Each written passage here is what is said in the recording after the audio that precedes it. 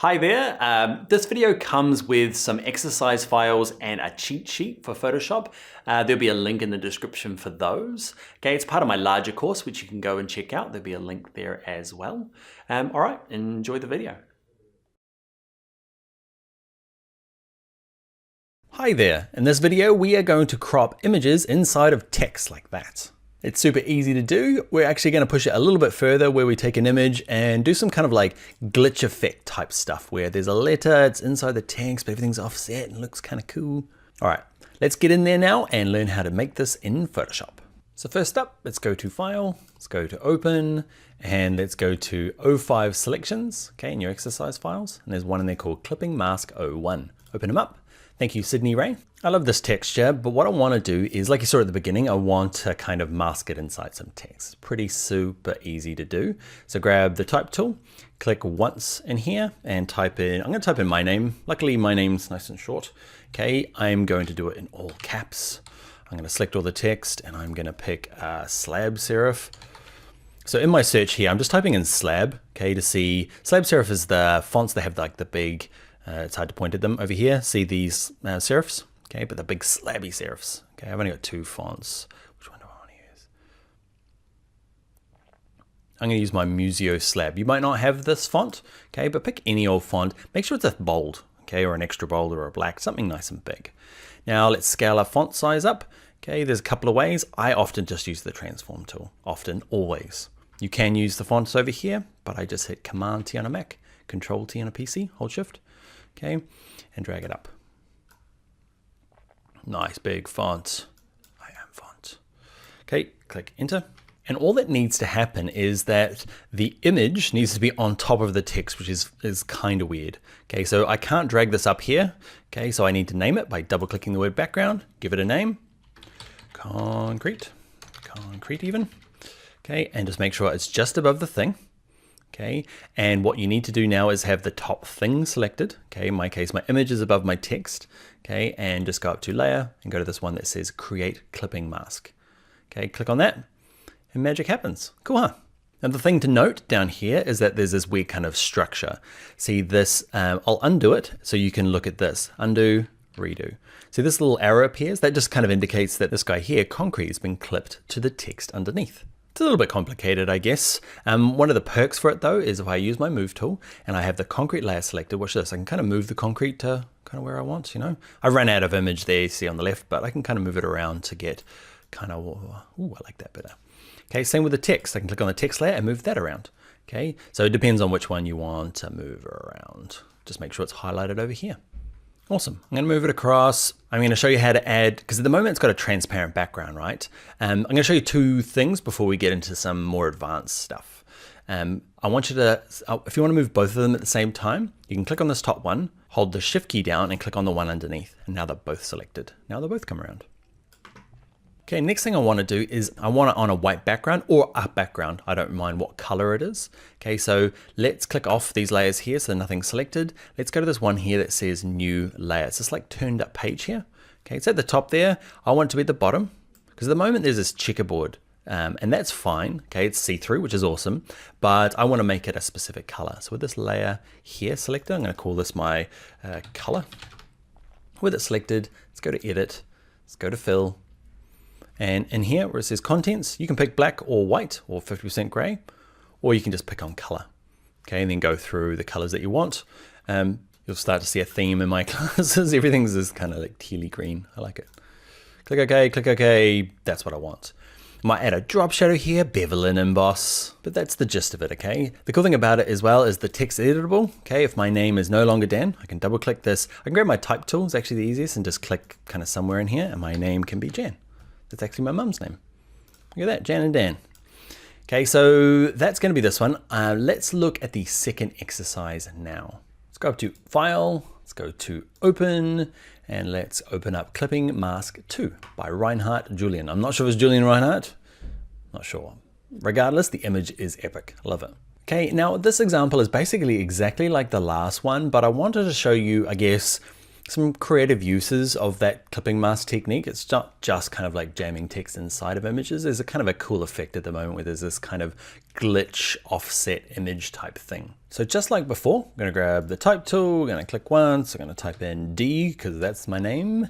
And we're gonna pick a new font, I like Lust. If you're like, man, I want some of those fonts he's using, you might not, but if you do, you want to go check out a website called Typekit.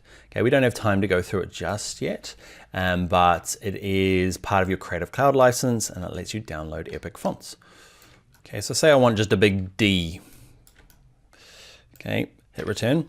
And what we're going to do is the same thing as before. Remember, it has to go above, so I'm going to name it first.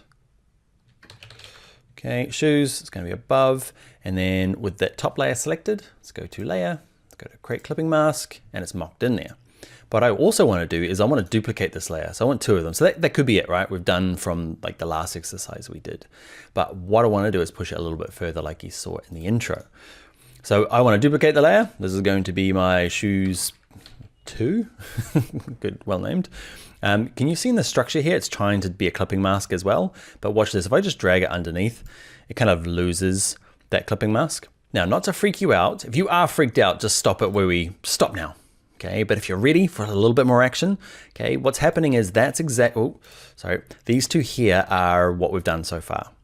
I've made a duplicate down here, okay, and dragged it down to the bottom here.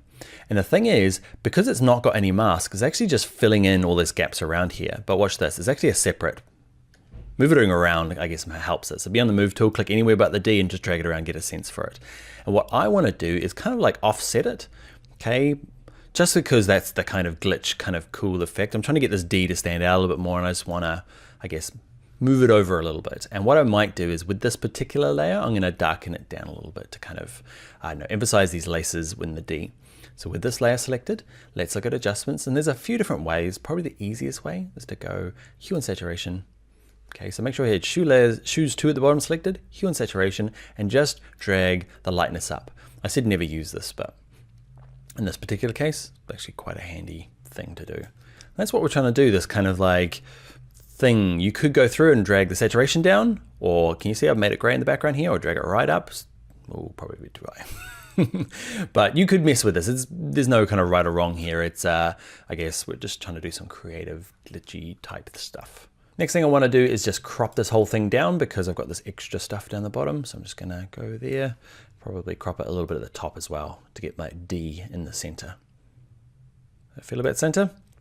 When you're ready, hit enter. And that's us. That's our kind of cool glitch effect clipping mask. Now we've done it for text here. You can do it for anything. Okay, so if you know how to download shapes, okay, vector shapes or any sort of shape, a love heart, an emoji, some sort of Twitter icon, if you download those and bring them into, copy and paste them into this file here, into Photoshop, you can use those to do the exact same thing. So image on top of it and make it a clipping mask. All right, it is homework time. So what I'd like you to do is I want to see 2 versions, okay? I want to see text on an image, just like this, and then this kind of glitch effect version of the text.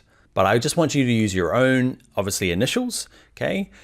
Or you can make another one for my mum, or my brother, or my dad. We all have 3-letter. There's Ben, there's Wal, okay? We all go by 3-letter initials. So you can make one for any of my family. You can pick your own initials. It can be the whole word. It's up to you, okay? But I just want you to pick your own image. Okay, you'll have to pick your own font because you probably won't have mine. But pick your own image for this option, and I want you to see this one. But I also want you to do this glitch effect thing as well. So go off, find your image, do your giant letter, and just kind of offset them and follow this tutorial again. Like always, share them on social media or share them in the projects on this page. Instagram, I am Bring Your Own Laptop. And just so you know, when you are looking for images, there's kind of 2 nice places. Unsplash is really nice because you get to use them commercially without having to pay for them or backlink them or anything like that. And there's just some beautiful images in here. Be easy to get kind of inspired out of here. You can use Google Images, and that's fine. Say I want to use shoes. Just make sure when you are doing this under tools, okay, go to usage right. Just make sure you check this one, labeled for non-commercial reuse, okay, because you're not going to be selling this thing. You're just using it for practice. If you want to use it for your portfolio, you need to use this labeled for use. It cuts down the images, but it means that you're not going to run into legal troubles. Or just jump back to Unsplash. These guys are awesome. And the photographers here are super generous with their images. I love it. All right, friends, that is it for this video. We'll see you in the next one. Hi, it's me again. If you enjoyed the video, a thumbs up really helps me in what I'm doing. Also consider subscribing to my YouTube channel because I release a video like this every week. Also know that this is part of my larger course. Okay, so this is like a free part of it. There's a larger course called Photoshop Essentials. So you could go check that out. There's a link in the description for that full course. Also know that there's exercise files. Those are free to download. Go check that out, link in the description. Another link in the description will be the cheat sheet. So I make it like a PDF cheat sheet for Photoshop with all the tips and tricks you can print off and stick next to your computer and be more awesome. Link in the description. Yeah, all right, that's enough. Haere rā.